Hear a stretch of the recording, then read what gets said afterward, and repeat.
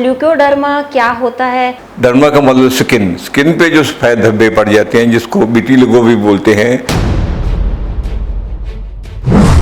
क्या ये एक खतरनाक बीमारी है या छूत की बीमारी है? ना ही ये खतरनाक बीमारी है, ना ही छूत की बीमारी है, ना ही ये दर्दनाक बीमारी है। स्पेशली लेडीज तो इसमें बहुत ही कम्प्लेक्स फील करती हैं और अपने आप को बहुत ज़्यादा कोसती हैं कि ये क्या हो गया मेरे को। लोग कहते हैं कि खाने पीने की वजह से भी ये रोग होता है, तो हाँ, जितनी भी अग्नि जब भी डिस्टर्ब होगी वो खाने पीने की वजह से होगी। नमस्कार, D5 चैनल हिंदी देख रहे दर्शकों का मैं वंदना स्वागत करती हूँ। हम आज एक बार फिर आए हुए हैं फन विले डॉक्टर जोगिंदर टाइगर के पास में। डॉक्टर साहब, आपका बहुत बहुत स्वागत है हमारे इस प्रोग्राम में। Thank you very much ji. Doctor साहब, जब भी मैं यहाँ आती हूँ हर बार कोई ना कोई नए बीमारी के पेशेंट मुझे यहाँ देखने को मिलते हैं। इस बार आपके पास में ल्यूकोडर्मा के पेशेंट बहुत ज़्यादा थे, तो ल्यूकोडर्मा क्या होता है और ये मतलब क्यों होता है? हाँ, ये ल्यूकोडर्मा दरअसल एक खतरनाक बीमारी तो नहीं है, मगर ये शरीर पे जो धब्बे पड़ जाते हैं सफ़ेद रंग के, लिको का मतलब होता है सफ़ेद, डर्मा का मतलब स्किन पे जो सफ़ेद धब्बे पड़ जाते हैं, जिसको विटिलिगो भी बोलते हैं, सफ़ेद धब्बे भी कहते हैं, चमड़ी के सफ़ेद धब्बे भी बोलते हैं, इसको सफ़ेद कुष्ठ रोग भी बोलते हैं, कई तरह के इसके नाम हैं। ये ल्यूकोडर्मा का कारण इसका ये है कि एलोपैथी भाई तो ये कहते हैं कि मेनालिन नाम का एक पदार्थ होता है बॉडी में, हार्मोन होता है, वो जब कम रिलीज होता है तो उसकी वजह से स्किन में प्रॉब्लम आ जाती है। प्रॉब्लम आने की वजह से स्किन का जो रंग है पहले पीला और उसके बाद वो ऊपर से सफ़ेद धब्बों की तरह बन जाता है, उससे ये ल्यूकोडर्मा बन जाता है। क्या ये एक खतरनाक बीमारी है या छूत की बीमारी है? ना ही ये खतरनाक बीमारी है, ना ही छूत की बीमारी है, ना ही ये दर्दनाक बीमारी है। इसका दर्द भी नहीं होता, मगर इसका प्रॉब्लम ये है कि जिसको हो जाता है वो अपने आप को थोड़ा हीन भावना महसूस करता है, अपने आप को भद्दा महसूस करता है। स्पेशली लेडीज़ तो इसमें बहुत ही कम्प्लेक्स फील करती हैं और अपने आप को बहुत ज़्यादा कोसती हैं कि ये क्या हो गया मेरे को। और किसी की जो ब्यूटी है, अगर उसको कभी किसी ने नज़र लगानी हो या कहना हो तो उसको बोले तेरे को ल्यूकोडर्मा हो जाए, ल्यूकोडर्मा हो जाए। ल्यूकोडर्मा का मतलब ही होता है कि बहुत भद्दा हो जाना, बहुत भद्दा लगना, और जो चमड़ी है उसका जो असलीत से चमड़ी का खराब होकर भद्दे पड़ जाना, धब्बे पड़ जाना उसमें। इसको इतना बुरा क्यों माना जाता है? बुरा इसलिए माना जाता है कि ये चमड़ी पे जब धब्बे होते हैं ये सुंदर नहीं लगते और क्रूप लगते हैं, जो चमड़ी का ग्लो है वो ख़त्म हो जाता है, इसकी वजह से इसको बुरा माना जाता है। क्या इसका आयुर्वेद में इलाज है? इसका ऐसा है, ल्यूकोडर्मा के बारे में थोड़ा हम और बात करेंगे।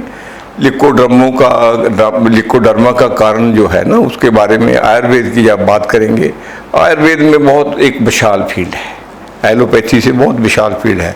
एलोपैथी दरअसल सिंथेटिक ड्रग्स का एक व्यापार करने वाला अब तो संसार में एक डिपार्टमेंट ही कह सकते हैं, रह सकता है। इमरजेंसी ट्रीटमेंट के लिए तो एलोपैथी ठीक है, मगर ट्रीटमेंट के लिए ये एक व्यापारिक अदारा ही बन गया है। जो आयुर्वेद की बात है या सिद्धा मेडिसिन की बात है, या यूनानी मेडिसिन की बात है, या ट्रेडिशनल मेडिसिन की बात है, या चाइनीज़ मेडिसिन की बात है, या नेचुरोपैथी की बात है, इनका फील्ड बहुत विशाल है। इनमें जो बीमारी हैं उनका क्योर भी है और शरीर को दूसरा रोग भी नहीं देती इलाज करते हुए। जैसे एलोपैथी में हम एक रोग के लिए दवाई देंगे, 5 रोग पैदा कर लेंगे। इसमें ऐसा होता है कि 5 अगर रोग हैं, एक दवाई देंगे तो एक दवाई से 5 रोग ठीक हो जाएंगे। तो जो एलोपैथी में ल्यूकोडर्मा का दरअसल कारण ये बताया गया है कि हमारे में शरीर में 13 किस्म की अग्नि होती है। इसको बान जी 18 किस्म की अग्नि मानते हैं, वैसे 13 किस्म की अग्नि में ऐसे होता है 5 भूत अग्नि होती है। तो उसमें से जो स्पेशली हमारे बृजक अग्नि है और रंजक अग्नि है, उसकी वजह से कहते हैं कि ये ल्यूकोडर्मा होता है। रंजक अग्नि का मतलब क्या होता है? रंजक का मतलब ही किसी चीज़ को रंगना होता है। जो हमारे पहले बॉडी में क्या होता है, जैसे 7 धातु बनते हैं, 7 किस्म की धातु अग्नि होती है, 5 किस्म की भूत अग्नि होती है, 1 यथार्थ अग्नि होती है, ये 13 अग्नि होती है। जैसे उसमें क्या होता है, जब जो अग्नि है रंजक अग्नि है, रंजक अग्नि से क्या होता है, जो हमारा प्लाज्मा है, प्लाज्मा से जो उसका ब्लड का कलर है वो रेड बनता है। पहले रंजक अग्नि उसको प्लाज्मा को स्टोमक में बनाती है, उसके बाद वो जाकर रंजक अग्नि हमारे लीवर में रहती है, उसके बाद लीवर से वो आगे हार्ट के द्वारा और स्प्लीन के द्वारा हमारे शरीर में घूमती है।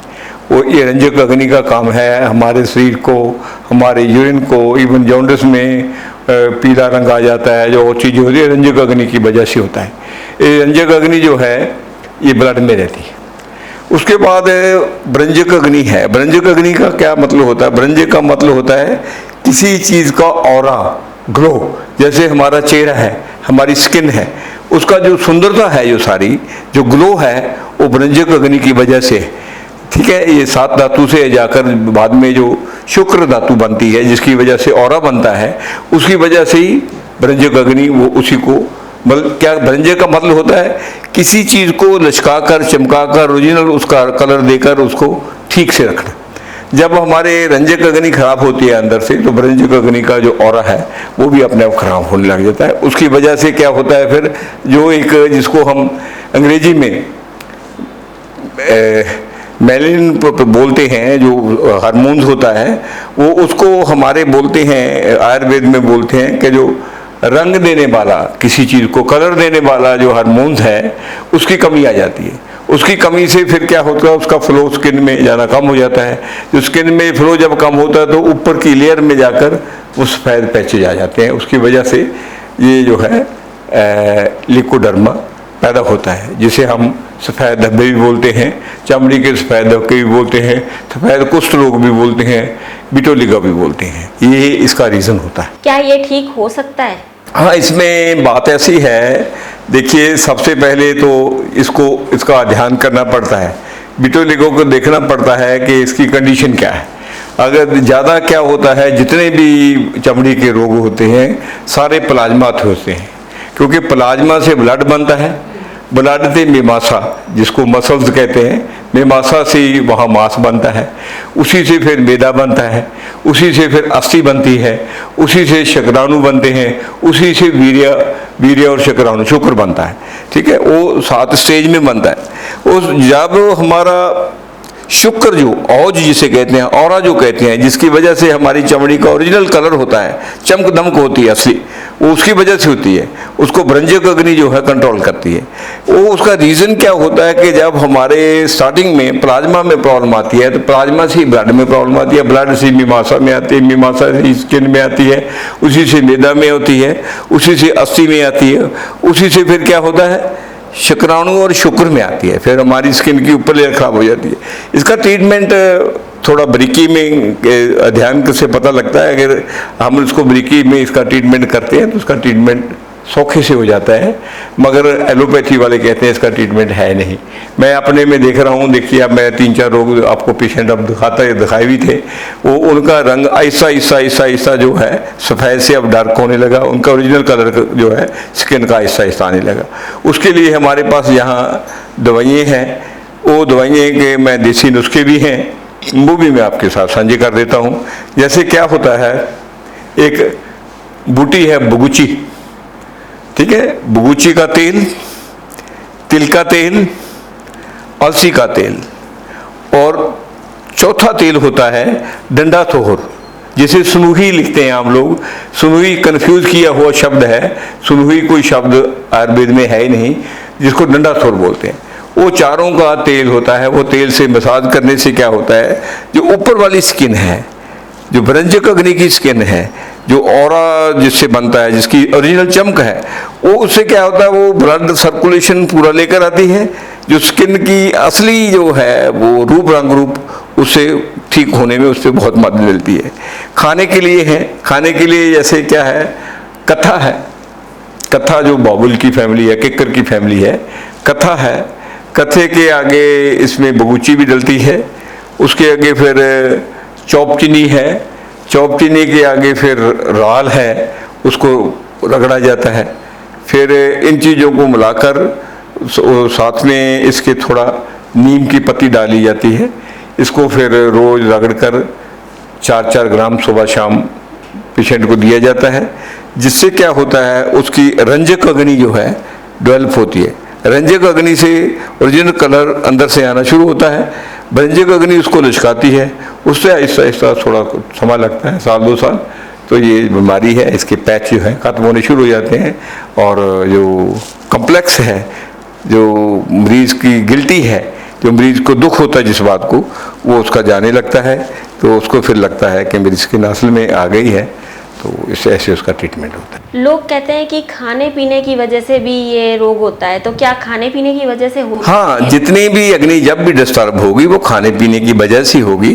जब हम अपनी अग्नि डिस्टर्ब होती है, अग्नि डिस्टर्ब होने से ही रंजक अग्नि डिस्टर्ब होती है, उसी के साथ ही सारी फिर जो सात की सात अग्नि है वो डिस्टर्ब होती है। जैसे पहले क्या है, रस अग्नि है, रस अग्नि है, फिर रक्त अग्नि है, फिर मीमांसा अग्नि है, फिर मेदा अग्नि है, फिर अस्थि अग्नि है, फिर शुक्राणु अग्नि है, वीर्य अग्नि है, फिर शुक्र अग्नि है।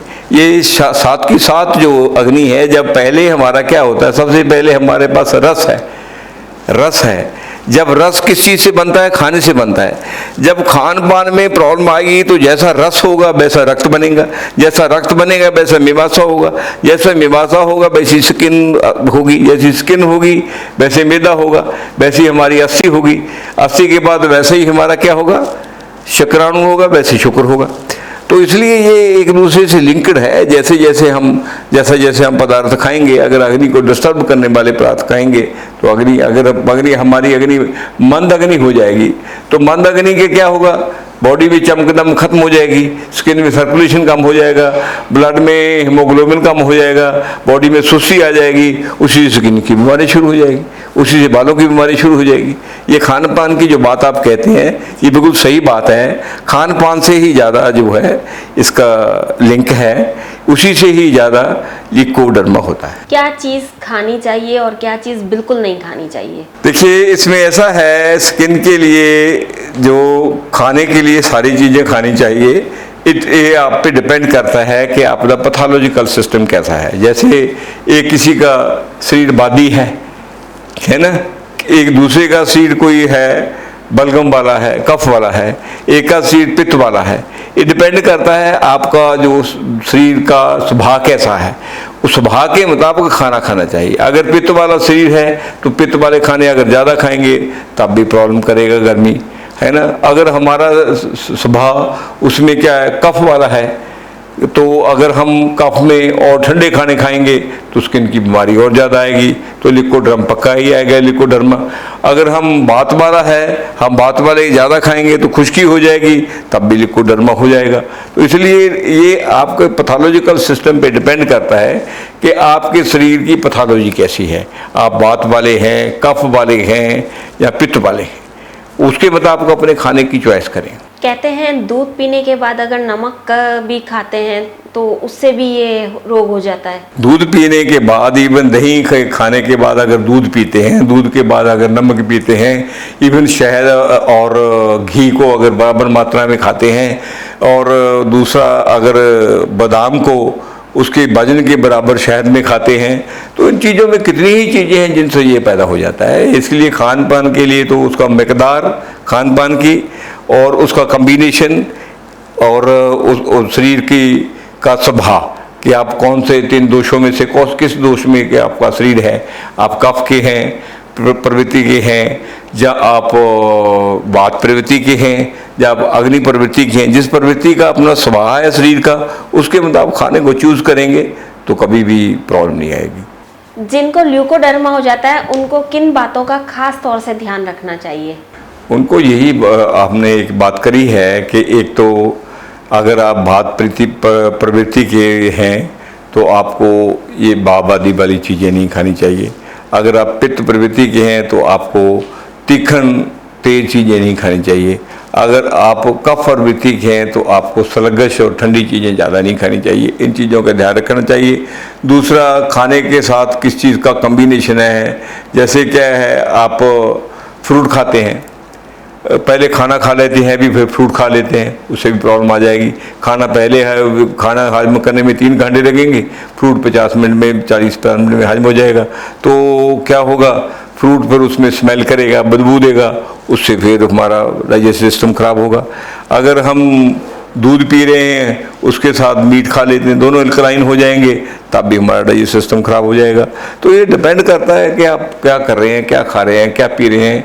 इसलिए खाने पीने में बहुत सावधानी बरतनी चाहिए, वही खाने खाने चाहिए जो शरीर में ठीक हजम होते हैं।